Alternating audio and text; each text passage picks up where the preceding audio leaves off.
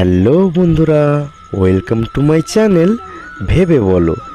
প্রতিদিনের মতো আজকেরও আপনাদের জন্য একটি মজাদার ধাঁধা নিয়ে চলে এসেছি। তাই চলুন বেশি দেরি না করে ধাঁধাটি দেখে আসা যাক। আজকের ধাঁধাটি হলো, গরু দুধ দেয়, মুরগি ডিম দেয়, এমন কে আছে যে দুধ ডিম দুটি একসাথে দেয়? বলো তো বন্ধুরা, এর উত্তরটি কী হবে? যদি উত্তরটি জানা থাকে কমেন্ট করে অবশ্যই জানাবেন। যদি ভিডিওটি ভালো লাগে লাইক করবেন। বলার টাইম 5 সেকেন্ড।